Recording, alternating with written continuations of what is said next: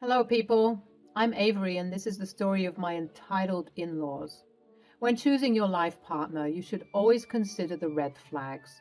I failed to do so and had to face this situation.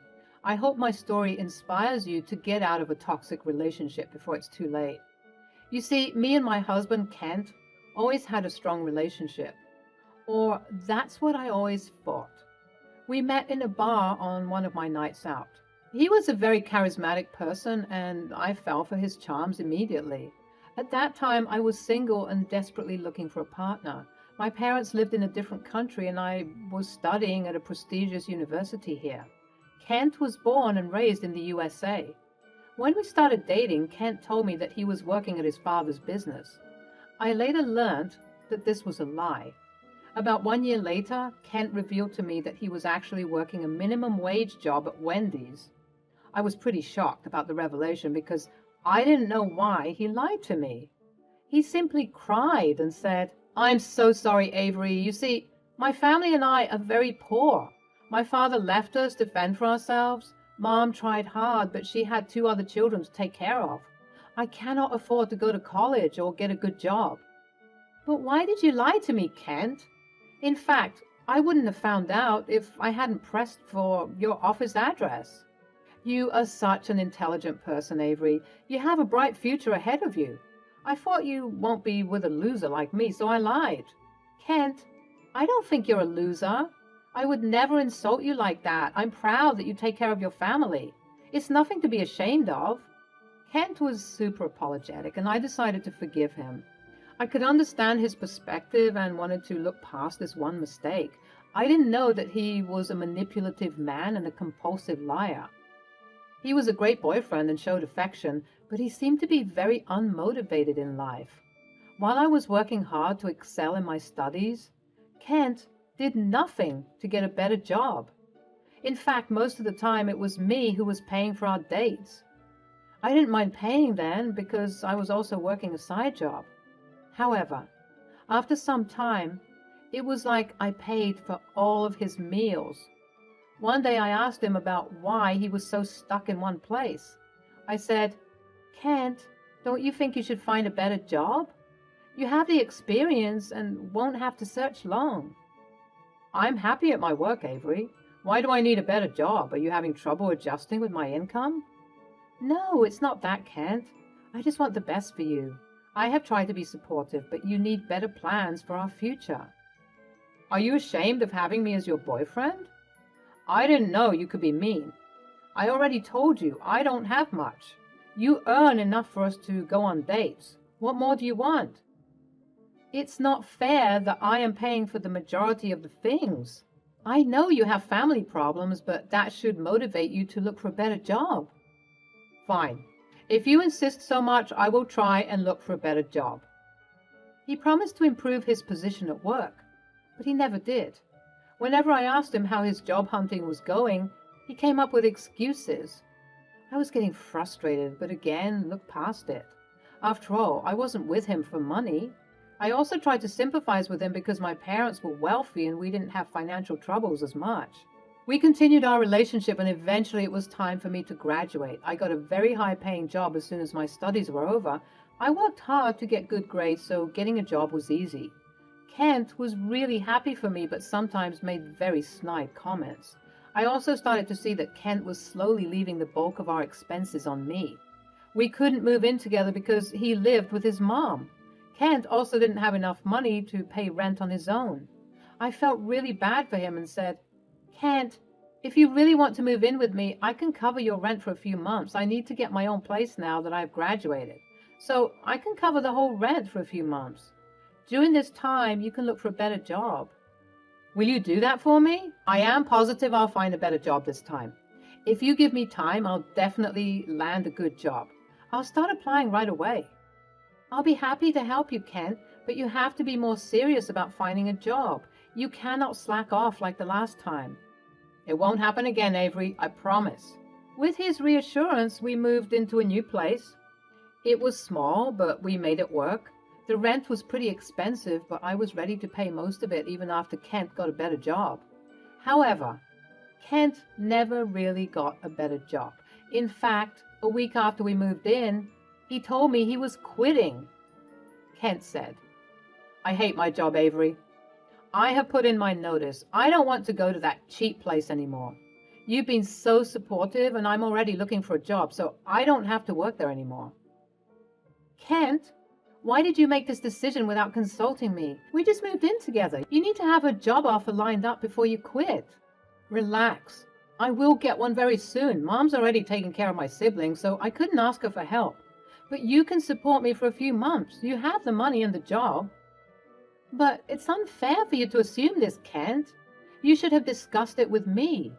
So you don't want to support me? I didn't know you could be so selfish. Here I was, looking for a better job for us, and now you refuse to support me anymore? I feel betrayed. When he said that, I immediately felt like I was at fault. I did say I could pay his share while he looks for a better job. However, I didn't think he would just quit out of the blue. Kent was super mad at me and didn't talk to me for a week. I loved him so much that I apologized to him. I also told him that I will financially support him as long as he needs. During this time, he also took me to meet his family. His family consisted of his mother, Patricia, and 2 siblings, Jackson and Penny. Patricia was super sweet towards me, but it kind of felt like she was trying too hard. His siblings basically ignored me and were busy doing their own thing. In fact, they never even said hi. When we got down for dinner, Patricia made some very weird comments about our financial situation. She said, "It is so nice of you to support Kent. You can see we're very poor and cannot afford fancy college degrees. But your parents were blessed to have a college fund for you. It's actually very fair you take care of him." "What do you mean, Patricia? I'm only paying his rent temporarily. Kent is already looking for a better job so that he earns a good pay." "But I'm sure you will look after him if he can't get a good job, won't you, Avery? I mean, clearly you can afford it." "I'm sure she will, Mom. She loves me a lot. Avery has been so helpful these past years. I couldn't ask for a better girlfriend." I was pretty puzzled by the entire conversation and felt like Patricia was mocking me. I also didn't like how Kent just nonchalantly told his mother that I will take care of him. All this didn't sit very well with me. When I asked Kent about it, he simply shrugged and said that I was thinking too much. I didn't know any better and chose to take his word for it. Months passed and Kent was nowhere near to finding a good job. He didn't even manage to secure an interview. I ended up finding various job ads and sending them to him. Kent assured me that he reached out but was rejected.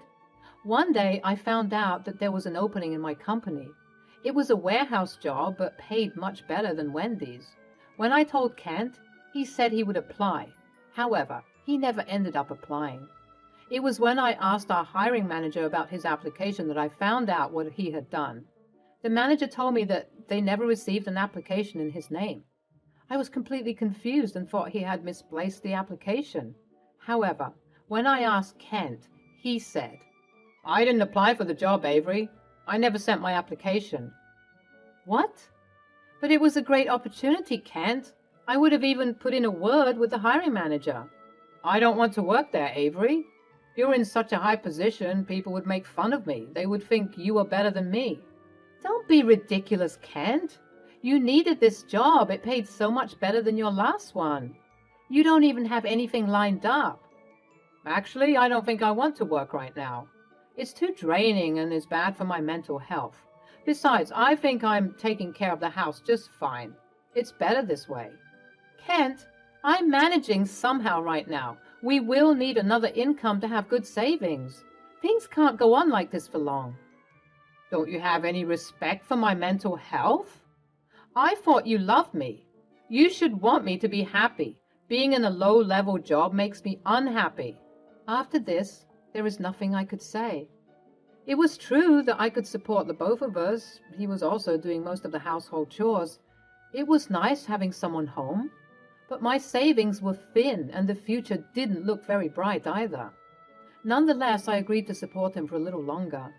His well-being was more important to me than material wealth. With no other option in hand, I agreed to be the breadwinner. Whatever little doubt I had vanished when he proposed. I was over the moon. The proposal was super romantic and exactly how I wanted. I knew I loved this man and wanted to be with him forever, so I said yes. I even paid for the small wedding we had at a friend's property. We couldn't invite a lot of people, but we were happy. However, things soon turned sour after the wedding. He was still unemployed and had no intentions of looking for a job. I was okay with that until he even stopped doing chores around the house. All he did was play video games. After my work hours, I was spending the entire night doing chores and cleaning up his messes. His siblings were over often and would clean up the pantry when I was gone. It was difficult to keep up with the expenses. I even sat him down and had a talk about it. I said, "Kent, you are not helping with the chores anymore. I am already very tired when I come home from work. You need to help out more." "I'm already doing enough, Avery. You shouldn't complain so much. It gets tiring working at the house. You can't expect me to do everything for you." "But you are not even helping out, Kent. You have Jackson and Penny over every week. They just leave messes and eat everything in the pantry. It costs me a lot to bring in extra food. My savings are already dwindling." "Stop complaining so much. You can take up an extra job if you want. You earn a lot, and it won't hurt to share with my family. They need the money more than you." "Kent, I can take care of you, but this is too much. Your siblings are adults now. They can pay their own food and entertainment." Kent just kept arguing with me and calling me selfish. He thinks that his family is a package deal. No matter what I say, it always boils down to me being privileged and entitled. Kent never considered that I had to work and study hard for my job. It wasn't handed to me on a silver platter. I called up his mom and talked about the issue. I genuinely thought she could drill some sense into him. Patricia was a hard-working woman. I knew she would help. However, she said, "Avery, you know my son doesn't have a fancy degree. No one would give him a good job. It's selfish of you to force him to work. We are your family now. It's normal that you have to deal with us. Stop being so damn selfish." "Patricia, I know he finds it hard to get a good job, but it's not the end of the world to work a dignified job. I am fine with whatever he earns. He just needs to help me out. He doesn't even take care of the house anymore." "Oh my God, Avery, he's a man. Men don't do household chores. It is your job as his wife. You are being so controlling. I can't believe he married you. If you love my son even a little, you will stop being such a horrible wife." My conversation with Patricia went nowhere. In fact, I was appalled that she supported his wrongdoings. I felt like I was stuck in a toxic relationship. No one was supporting me. After some time, I started to believe that I was wrong. Kent even started to love bomb me after a few days. He promised to do better and help me out sometimes. Still, there was a creeping doubt in my mind. I thought things might get worse, and it sure did after a month. It was pretty late when I went home from work. I noticed Patricia's car in the driveway. I was a little confused because she rarely showed up. As I walked into the house, I saw that even Jackson and Penny were present. They looked at me a little weird and told me to sit down. When I did, Kent said, "There is something that we need to talk about. It's time we finally do the right thing." "What are you talking about?" "Our lease will be up next month. We will need a new place to stay. Penny's an adult now, and all of us need separate rooms. So we were thinking it's about time you get a new place so that we can move in." "Our lease also ends next month, Avery. We were thinking about getting a bigger place, one that would be big enough for all of us. So you need to look for a new property. They will be staying with us now." "Are you serious? You want to pay for your whole family now? Patricia, are you even going to contribute anything?" "Of course not. My son will never charge us rent. It is your responsibility to take care of us. You are the breadwinner after all." "I want a separate room, by the way. My boyfriend will be over every week. We need some privacy." "Same goes for me. I'll have the boys over every Saturday for our weekly parties. You need to get a bigger fridge for the extra munchies." "It will be so nice to have the family together. Avery can finally put her salary to good use. I think you can take up another job. That way you can have a better lifestyle. It's time you fulfill your responsibilities and provide us with a good life. Okay, then I'll see what I can do. I was absolutely stunned by what they said. After they kept babbling about their demands, I started to get mad. Kent not only sprung this one on me, but also refused to get a job. He expected me to house his mother and his two very adult kids. It was like I was their slave and their cash cow. However, I was completely done with this family. Hell, I was even done with Kent, so I came up with a plan. First, I assured them that I would figure something out. Then, I got them out of the house. I talked to Kent in hopes of salvaging at least some of my marriage. However, he was adamant that I had to shoulder his responsibilities and take care of everyone. At that point, I knew there was no coming back. So I called my parents and asked to move back home. They knew about my trouble and agreed immediately. Next, I put in a request to transfer at work. I knew they had an opening in my home country. It was all the incentive I needed. Slowly, I planned the move. Only my name was on our lease, so ending the agreement was smooth. The landlord was super cooperative and even agreed not to tell Kent anything. When the month was close to an end, I booked a ticket back home. I didn't tell anyone. I simply upped and left. After reaching my parents' house, I was bombarded with calls from Kent. When I picked up, he said, "Where the hell are you? Your suitcase is gone and the landlord is telling me to empty the house. What is going on?" "I'm back in my home country, Kent. Away from you for good. And you and your family can look for a new house all by yourselves." "You're not making any sense. What have you done?" "I've ended the rental agreement with the landlord. You're now free to move to your big house. However, I will no longer pay for it. It's time to take your sorry ass to work. I will come back only for the divorce. Don't worry, you won't get a cent out of me." "No, you can't do that. You can't make us homeless. You are a selfish woman. Come back and make this right. I demand you return. There is no way I will sign the divorce papers." "Oh, we will see about that." With that, I just hung up on him. He never stopped calling or texting me. Within a short time, even his mother and siblings kept pestering me. The calls and texts kept on coming even after a week. 1 week later, I received a text from an unknown number. It was Patricia, begging me for help. She told me that they were homeless. They never renewed the lease, thinking that I would take care of the housing. With no money to their name, they were living out of their cars. Patricia kept begging me to come back and do the right thing. They needed me and were having a hard time with their financial situation. Ken tried to get a new job, but no one would accept his application. It would take them months to even find suitable jobs for Kent and the siblings. Even Kent sent me voicemails from unknown numbers to try and win me back. I simply blocked them all. I'm actually doing a lot better in my old home. My parents have retired and love having me near them. They never liked Kent, and now I know exactly why. Dad even promised to look up a good lawyer and talk about the divorce. I will eventually go back to finalize the divorce, but for now, I'm taking things slow. The calls and texts from Kent and his family stopped coming. Guess they were too broke to even get a phone connection.